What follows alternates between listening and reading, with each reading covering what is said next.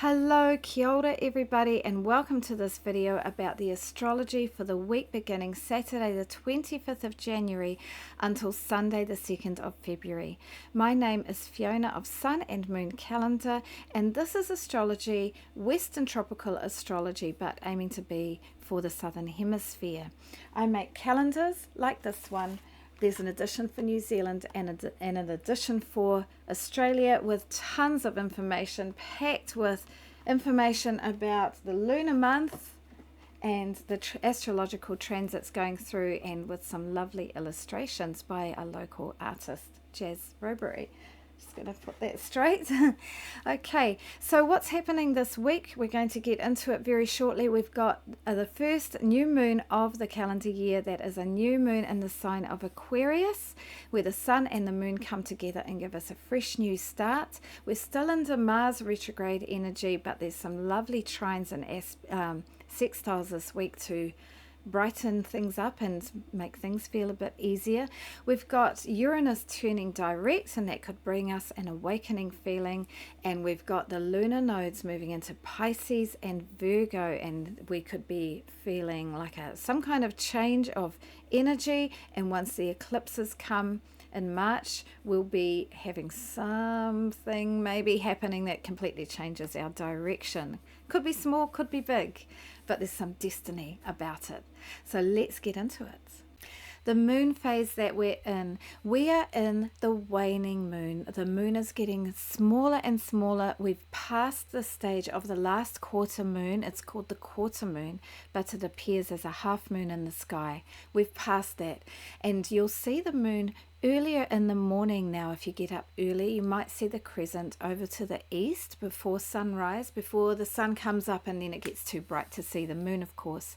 And we're coming down with the energy waning along with the moon to the new moon time, and that's late on Wednesday in Australia and early on Thursday morning in New Zealand at 10 degrees, 9 degrees 50 minutes of Aquarius.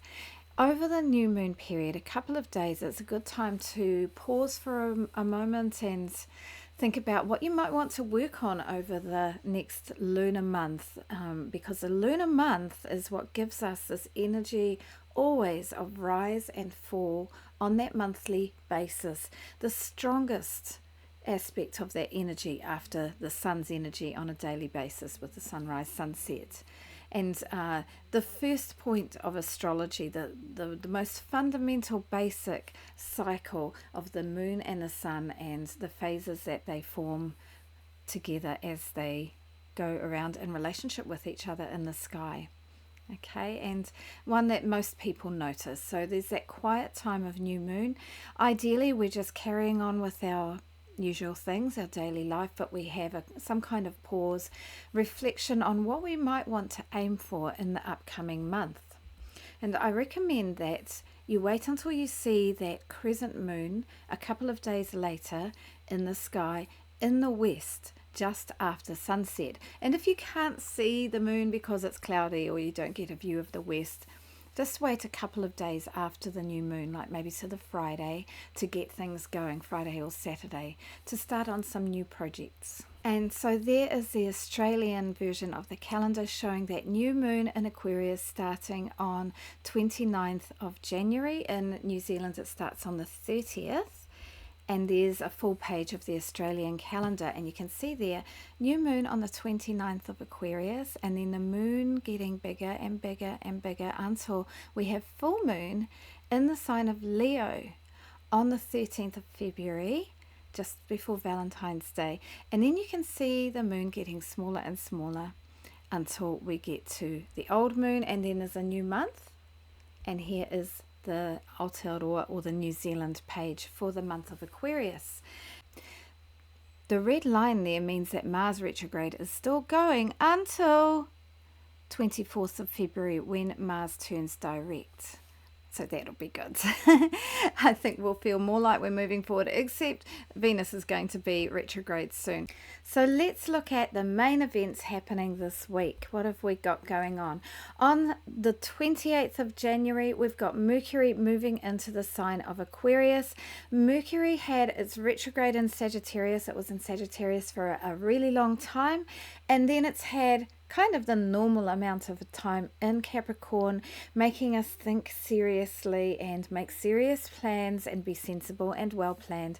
And now it's moving into Aquarius, and in Aquarius Mercury will still be quite sensible and serious because it is a sign ruled by Saturn, but at the same time there can be some great ideas, innovation, and wanting to like do blue sky thinking and think out of the box, a bit quirky and out there, kind of out there. So think of your communication and your planning and your rational thinking and analysis having that Aquarian overtone where you've got new ideas, innovation, kind of this alien energy or a quirky energy about it. On the 29th of January, we have the North Node moving into Pisces and its counterpart, the South Node, moving into the sign of Virgo. The nodes are about the point where the eclipses will be occurring, and that's over the next year and a half.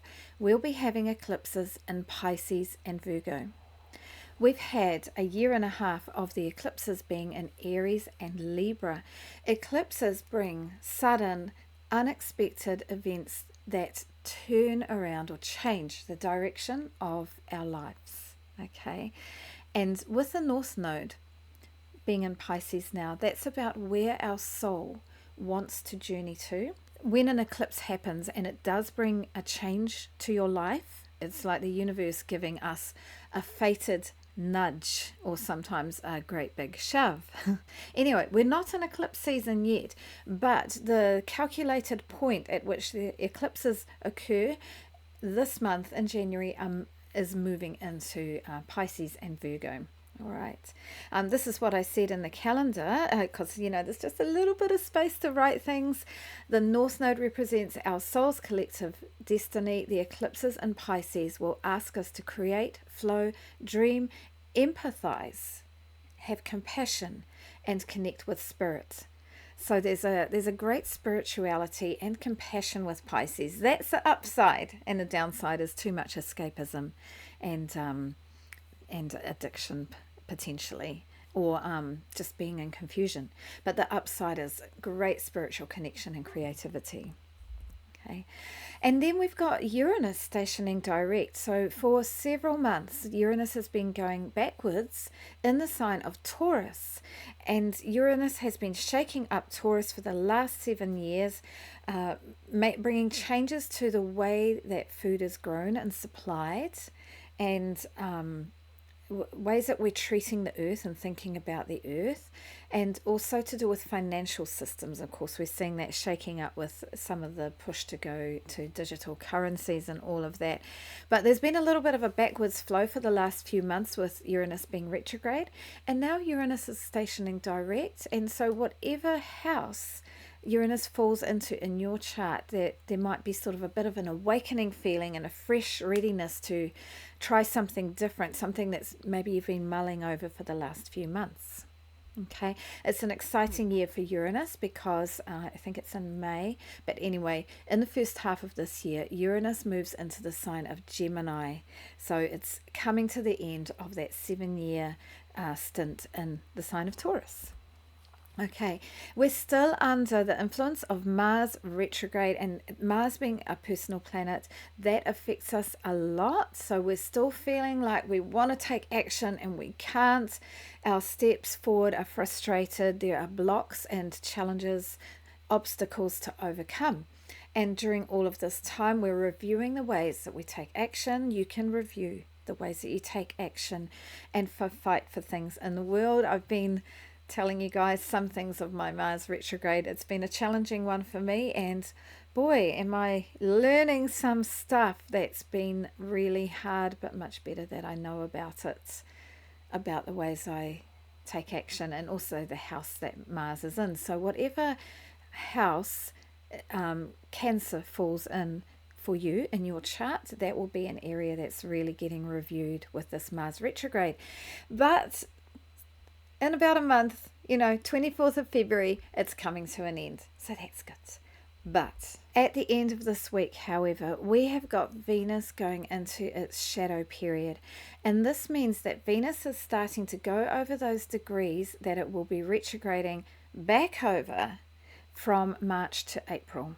Okay, and so this is a really strong beginning period to 2025 of backwards energy because of Mars retrograde, and then straight after that Venus retrograde, and within that Venus retrograde there will also be a Mercury retrograde.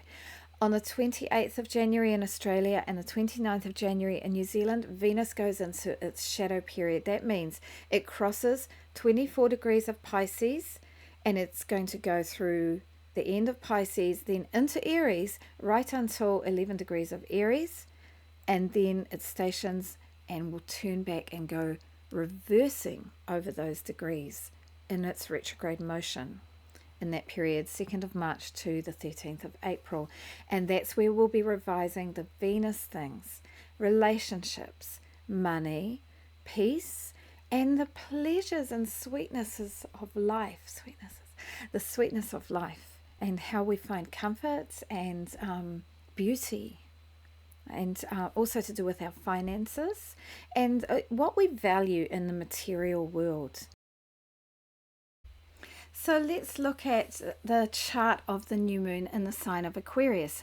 So the new moon happens at 9 degrees and 50 minutes of Aquarius, and you can see on the chart there the moon and the sun together, 9 degrees, in the sign of Aquarius.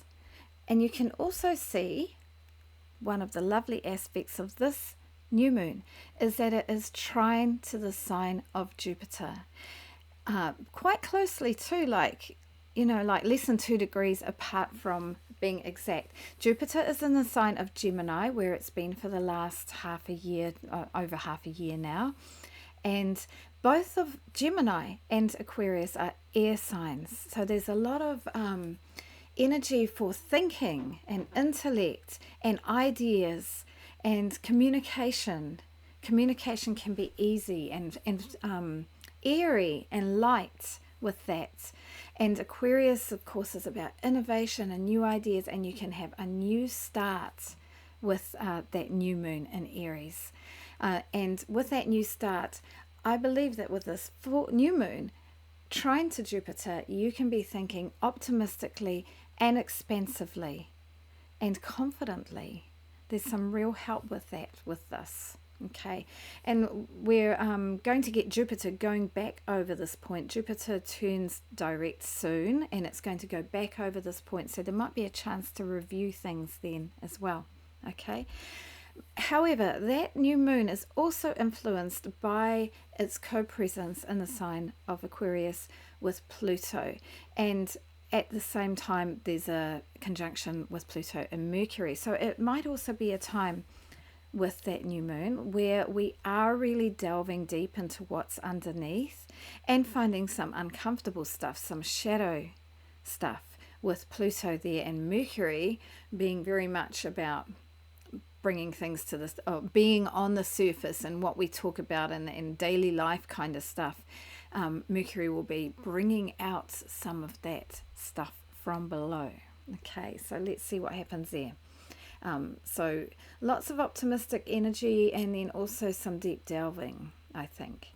And at the same time, we've got this lineup getting closer and closer, and this is really going to be playing out again with Venus's retrograde in March and April.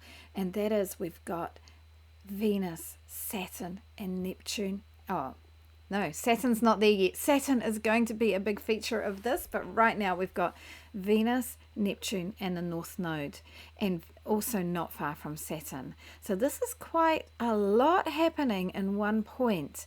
Venus and Neptune, lots of love and connection and romance and some glamour. and near the North Node. So there could be something feeling destined or fated. And yeah, a few astrologers are talking about Venus being trapped there in that point between Saturn and the North Node. Saturn's very serious and can be quite a downer of energy, but we do need Saturn to make us live successfully in the material world. And that means that, like with Neptune, we can go away with the fairies, but Saturn there might help us bring us back to ground. And this is energy that's really going to be a very big feature this year and next, with the upcoming Saturn-Neptune conjunction that happens only once every 30 years or so, and it's happening in February of 2026 at 0 degrees of Aries. It's a really big one, and we're building up to that all year. And this spot, late Pisces, is going to be so intense over the next few months, with the eclipses, with the retrogrades in that spot, and with that approaching Saturn-Neptune conjunction. So big times. So I've been thinking about what to call this video. We've got all that air energy with the Sun and Moon, Pluto and Mercury, all in Aquarius. We've got the trine to Gemini with Jupiter in Gemini, expanding things. And that's lots of good communication and connection with the air and ideas. And then we've got the wake-up call with Uranus turning around, giving us some freshness and sort of that desire, restless energy, wanting freedom. So I'm thinking, wake up to a new start that's big and deep. Deep Pluto, big Jupiter, wake up Uranus. New start, new moon. Let's see what I decide to call it. Here I've got a slide laid out in a different way than usual, where I've got all the aspects, the main aspects of the coming week laid out in chronological order, starting from on Sunday the 26th of January. We've got Venus trine Mars at 22 degrees of Pisces. So that's a nice one where the sacred masculine and the sacred feminine can connect in a positive way, an easy flowing way. And that can be a nice time to connect with somebody you love, whether that's a special friend or family members or a group, but definitely in one-to-one relationships, really nice. And then on Monday, even just as good, Mercury sextile to Neptune. Neptune's in the sign of Pisces, just at the tail end of Pisces. So Mercury is just about to go into Aquarius, but it's just at the end of Capricorn. And Neptune is dreamy and mystical and imaginative.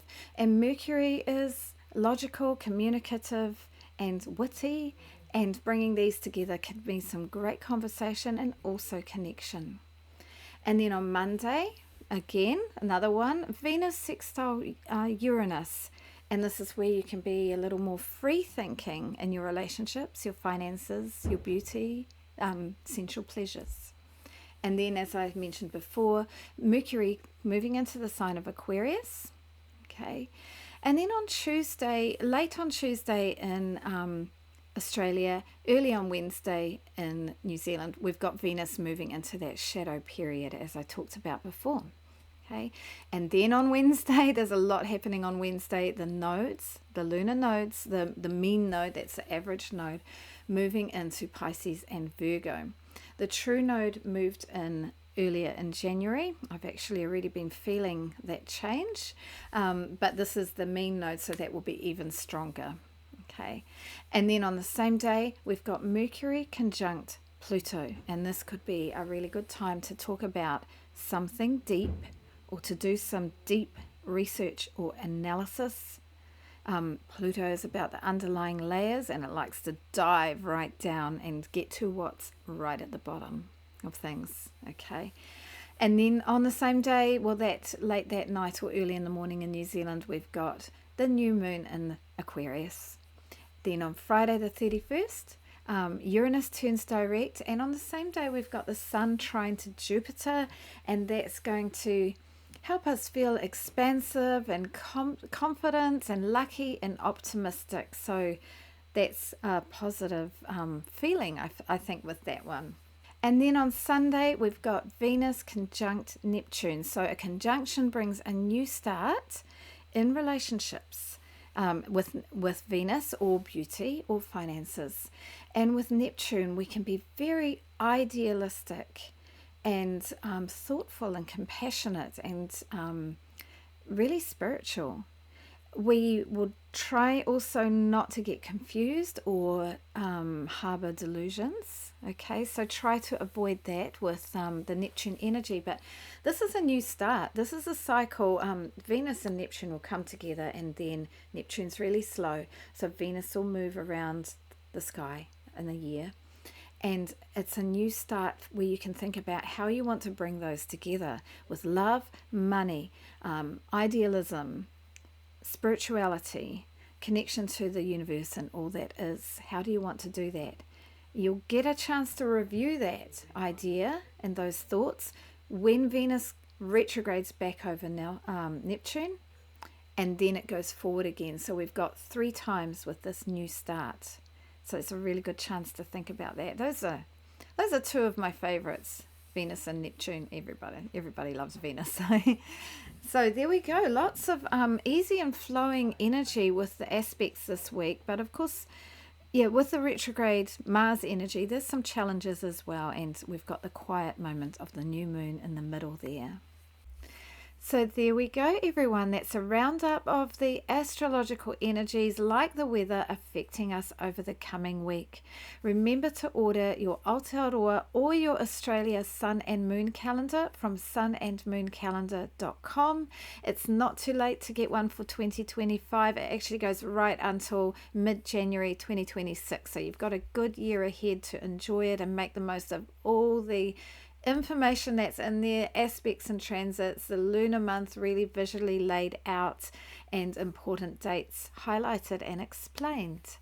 Yeah, so please like, comment or subscribe if you enjoyed this video, and have a great week. Bye for now.